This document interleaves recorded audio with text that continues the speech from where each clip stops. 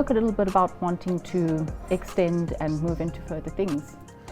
So for the moment, we've been doing lodges on the back there. So it's been our family's kind of long planned adventure that we've finally tapped into now, where we're going to be adding a guest house to connect to Victoria 22, the wine bar, which I think will connect and make the finishing product, where you'll have 15 bedrooms, Tuscany style guest house.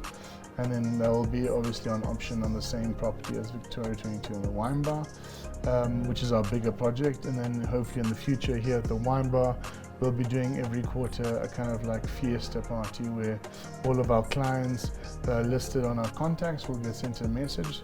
So very like exclusive, or if you like to say private. We would normally do Moulin Rouge evening, Great Gatsby, bootlegger events, and then those guests that get invited are allowed to invite 2 other people, so we can build up kind of a community or like a club, if you like to call it. And yeah, it's still in baby stages. We've done some private events where us ourselves have invited our kind of groups of friends just to test and trial. It seems to be a great idea. Just now is the thing to mix and match different people from different backgrounds, and I think that will be kind of the fun way to do it. Because in Zimbabwe, technically, we don't have much of a outgoing live party. It's very stagnant. Yes, there are places, but it's the same places, and we aren't.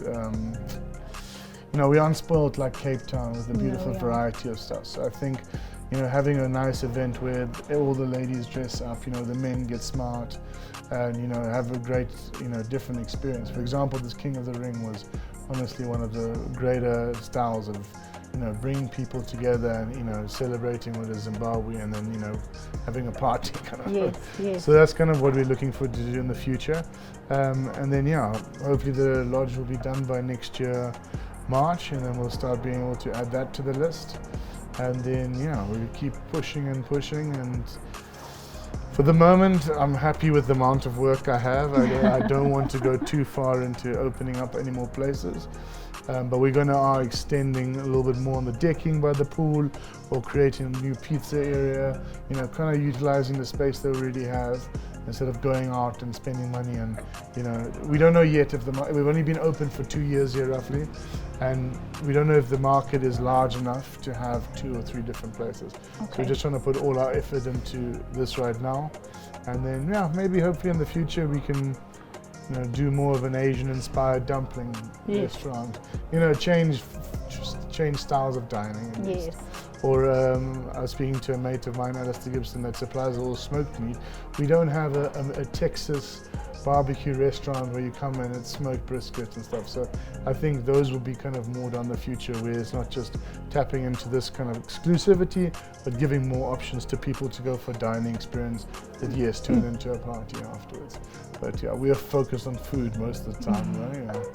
Well, slowly climbing up that ladder, but surely making it to the top.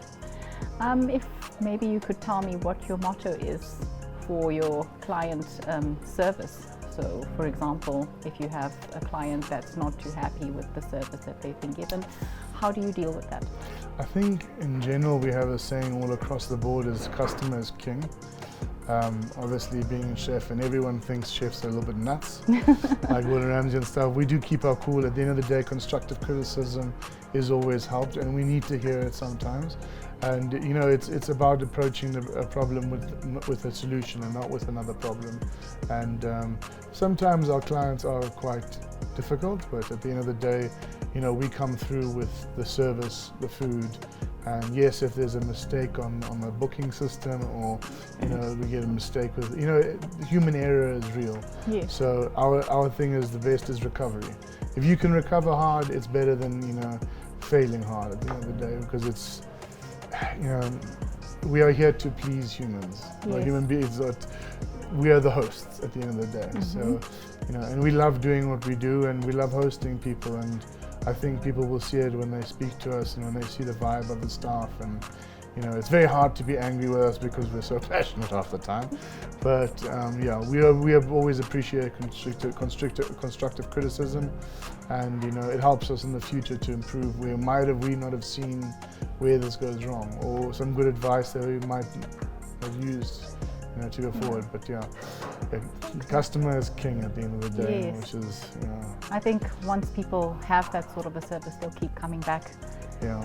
There's a certain respect that the client must also give to the industry. Yes, of course. Which is, I think, now with this YouTube, Instagram, and all this stuff, everyone's so happy to write on things. It hurts a lot of businesses when, instead of approaching the manager and explaining what the issue was, Yes. to completely go crazy. That's the only thing I'm not very happy about online. Rather than That's why going- we stay yeah. away from the marketing part of it, is because it's so easy to get blamed and shamed, or whatever Yes. that thing is called, or having a good TripAdvisor review. Like, That's no one it. cares about the good TripAdvisors; they look at the bad stuff. So it's like, That's and everyone's so easy to type on the message. That's the kind of what we stay away from online. But yeah, understandable. Your best advice that you'd give to aspiring chefs, restaurant owners, those that just want to be successful and make it in your industry? I would say kind of like hang in there first of all, because it's always a difficult business in general to do anything. Cooking as well is a hard business, but also for the young chefs, don't overcomplicate things, focus on the protein and cook from the heart. It's kind of the best way to go for it. The service and quality and plating will come later. Cook from the heart, and then try push boundaries. Don't be scared. Try find the new a supplier bring fish from Mozambique, or go to the farmers market, meet up with the farmers, connect yourself to the food where you'd be proud to serve that on a dish. And I think that will always reflect in clients when they know it's coming from your heart. To cook is to cook, but to be a chef, it's like the passion needs to show. And I think a lot of young chefs are very unmotivated because they're scared of coming out their shell. And it's helped me a lot during the years to be able to be in front of house and back of house. Yes. To open me up, because I was also a chef in the corner. I knew I was good at what I was doing, but I wasn't proud of it enough. And I think when people conquer that fear of like, oh, do they like my dish? It's coming from you. Are you happy with what you put out? That will be your outcome. So Yes. stick to basics and do the best you can. Sure. I think that's some sound advice. Try and do it myself. Thank you so much for having us here Pleasure. Thanks for and coming. for taking your time to Cheers. take us around your beautiful space. We'll see you next time. Cheers. See you next time. Cheers.